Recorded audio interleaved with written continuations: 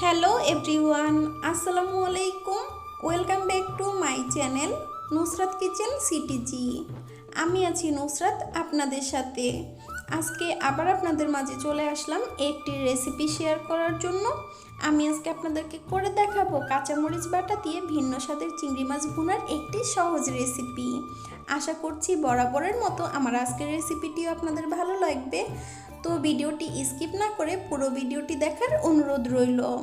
তো চলুন আর কথা না বাড়িয়ে রেসিপিটি করে নেওয়া যাক। তো এখানে আমি প্রায় 250 গ্রামের মতো চিংড়ি মাছ নিয়েছি। মাছগুলো আমি ভালো করে ধুয়ে পরিষ্কার করে নিয়েছি। তো প্রথমে আমি মাছগুলো ভেজে নিব। এজন্য আমি এখানে পরিমাণ মতো লবণ আর সামান্য পরিমাণে হলুদের গুঁড়া দিয়ে নিয়েছি। এখন আমি মাছগুলো মেখে নিচ্ছি। তো আমি তো মাছগুলো ভেজে রান্না করব, আপনারা চাইলে কাঁচাও রান্না করে নিতে পারেন।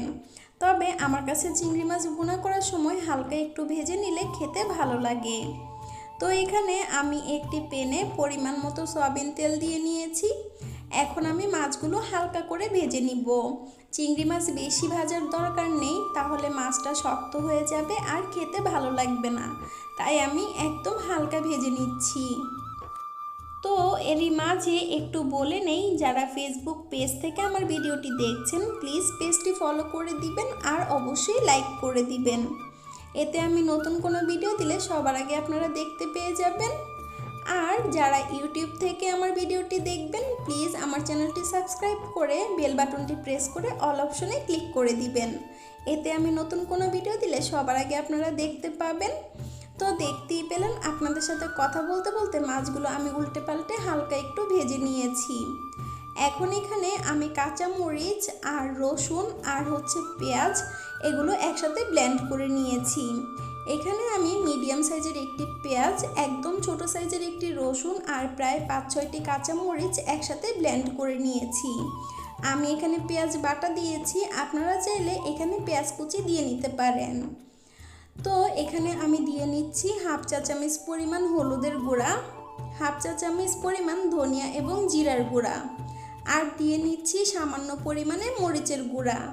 আমি যেহেতু এখানে কাঁচা মরিচ বাটা দিয়েছি তাই গুঁড়া মরিচটা একদমই কম দিয়েছি। যারা ঝাল খেতে পছন্দ করেন তারা কিন্তু মরিচের গুঁড়াটা আর একটু বাড়িয়ে দিয়ে নিতে পারেন। আর দিয়ে নিয়েছি পরিমাণ মতো লবণ। এখন আমি মাছগুলো কষানোর জন্য এখানে পরিমাণ মতো পানি দিয়ে নিচ্ছি। পানি দিয়ে আমি মাছগুলো একটু নেড়ে দিব যেন মশলাগুলো মাছের গায়ে ভালো মতো লেগে যায়। তো আমি তো এখানে আমার পরিমাণ মতো সবগুলো মশলা দিয়ে নিয়েছি, আপনারা চাইলে আপনাদের পরিমাণ মতো কম বা বেশি করে দিয়ে নিতে পারেন। আর আমি এখানে ঝোলের জন্য পরিমাণ মতো পানি দিয়ে নিয়েছি। এই পানিটা দিয়েই আমি মাছগুলো প্রায় 10 থেকে 15 মিনিটের মতো রান্না করে নিব। চিংড়ি মাছ রান্না করতে কিন্তু বেশি একটা সময় লাগে না। আর আমরা তো সব সময় গুঁড়ামরিচ দিয়ে চিংড়ি মাছ রান্না করে থাকি।